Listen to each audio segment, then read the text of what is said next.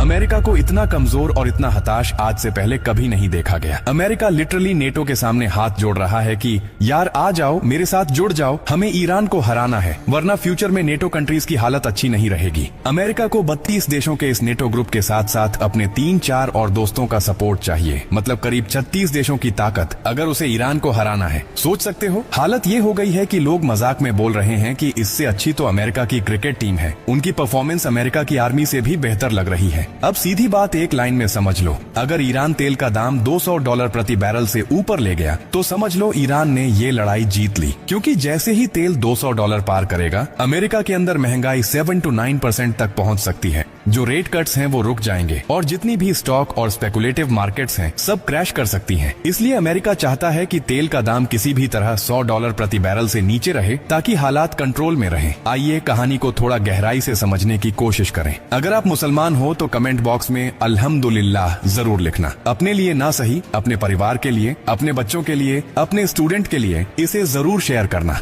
Iran अब ये कह रहा है कि ठीक है, जिसको भी तेल ले जाना है ले जाओ भाई, कंटेनर सीधा स्ट्रेट ऑफ हॉर्मुज से ले जाओ जहां पर मैं बैठा हूं। लेकिन मैं सिर्फ उन्हीं कंटेनर्स को जाने दूंगा जिनकी पेमेंट युआन में हुई होगी, यानी चाइनीज करेंसी में। जिन कंटेनर्स की पेमेंट, ऑयल की पेमेंट अगर US डॉलर में हुई है तो मैं उन कंटेनर्स को जाने नहीं दूंगा। अब ये बहुत बड़ी बात है और मैं आपको पूरा गेम समझाता हूँ कि आखिर मामला है क्या। देखो, फिजिकली क्या है कि दुनिया में जो ऑयल है वो डॉलर में बिकता है। अब ये सिस्टम आया कब, किसने बनाया? हुआ क्या कि अमेरिका 1971 तक उतना ही डॉलर प्रिंट करता था जितना उसके पास गोल्ड रिजर्व था, लेकिन उसी टाइम वो वियतनाम वॉर लड़ रहा था और आगे भी लड़ाइयां लड़नी थी, तो उसे ज्यादा डॉलर चाहिए था। तो उसने 1971 में गोल्ड स्टैंडर्ड खत्म कर दिया। अब सवाल उठा कि अगर डॉलर गोल्ड से जुड़ा नहीं है तो लोग इसे रिजर्व में क्यों रखेंगे? फिर 1974 में अमेरिका गया सऊदी अरब के किंग फैसल के पास, उनसे बोला आप अपना सारा तेल डॉलर में बेचो। किंग फैसल ने पूछा मैं ऐसा क्यों करूं?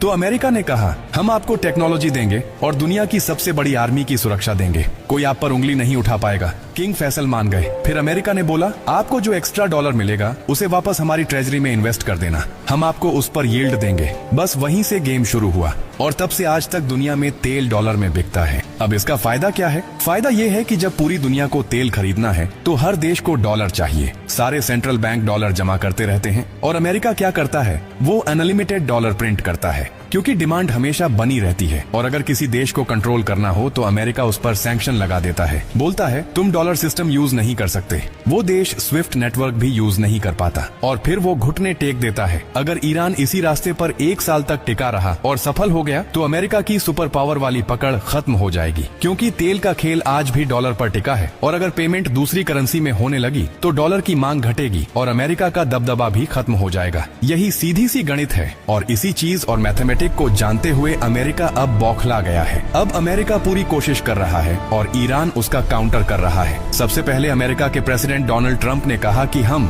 Japan, south Korea, France, UK और अमेरिका अपनी अपनी नेवी शिप्स भेजेंगे और जो जहाज फंसे हुए हैं उन्हें सिक्योरिटी देकर बाहर निकालेंगे। लेकिन असलियत ये है कि किसी भी देश ने इसे कंफर्म नहीं किया, बस ट्रंप ने ट्वीट कर दिया। सिर्फ फ्रांस ने थोड़ा सपोर्ट दिखाया, लेकिन उसने भी पहले ईरान से बात करने की कोशिश की कि देखो हमारी मजबूरी है, हमें जाना पड़ रहा है, अगर बात से हल निकल जाए तो बेहतर है। फिर अमेरिका ने एक और चाल चली, उसने 32 देशों के एक ग्रुप